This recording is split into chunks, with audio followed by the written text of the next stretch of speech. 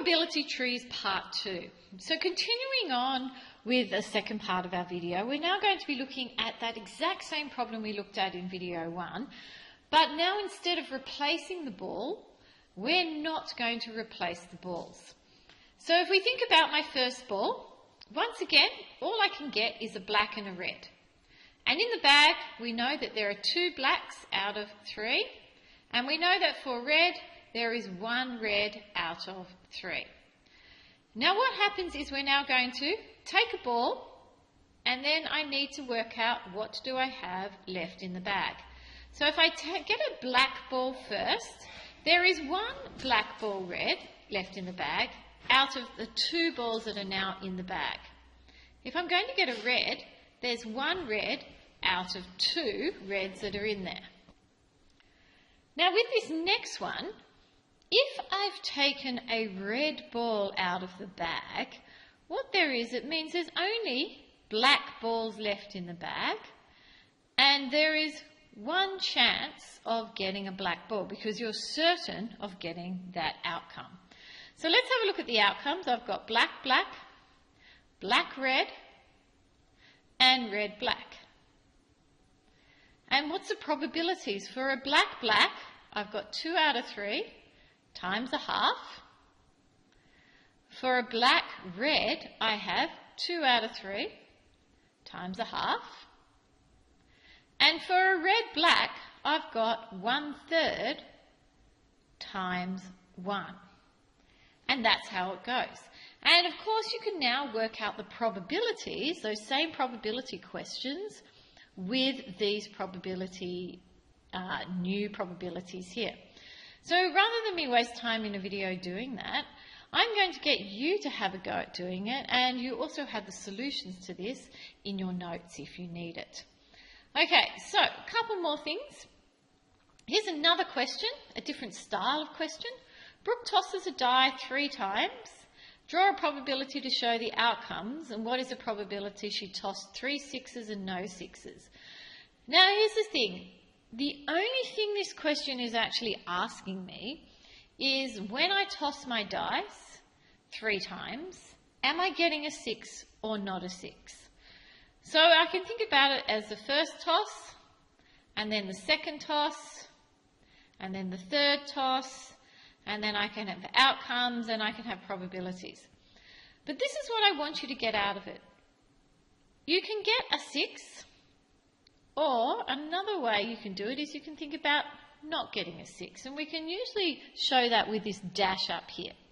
So when you roll a dice, the chances of getting a 6 is 1 out of 6, and the chances of not getting a 6 is 5 out of 6. That's the first roll of my dice. Then I can roll my dice again the second time, and you can do the same. You can get a 6 or not a 6, and the probabilities aren't going to change in any way, shape or form, because rolling a dice you always get these probabilities. So you have 1 out of 6 and 5 out of 6. And then you toss it again, and you can get a 6 or not a 6, and a 6 or not a 6, and a 6 and not a 6, and a 6 and not a 6. And once again, the probabilities are going to be exactly the same. And so the outcomes are going to be 6 6 6, 6 6 not 6, 6 not 6 6, and so on. So I'd like you to have a go at finishing these notes and answering these 2 probability questions. And if you have any problems or concerns, you can ask me in class. Here's another question, almost the same. We have soft-scented and hard-scented chocolates, and we are going to choose one and eat it, and then you're going to choose another one and eat it. So if we think about it, we're going to get our first chocolate out of the box, and here we go. We can get a hard-scented chocolate, and there's 10 hard-scented chocolates out of, altogether 10 plus 8, which is 18. And then I can get a soft-scented chocolate, and there's 8 out of 18. Then I'm going to go back in, and Dammy's going to get another one. What we're going to do here is we can get a hard or we can get a soft chocolate. So if I get a hard chocolate now, the first one was hard, so that means there's only 9 hard chocolates left in the box, and there are now only 17 chocolates. If I got a hard first, that's not going to affect how many soft chocolates I get. There's still 8 soft chocolates in the box out of 17. If I got a soft chocolate first, I can still get a hard or a soft. If I got a soft first, that means there's still 10 hard chocolates in there out of 17. And if I got a soft chocolate first, that means there's now only 7 in the box out of 17. And you can see that the tops of these numbers, 10 plus 7 equals 17.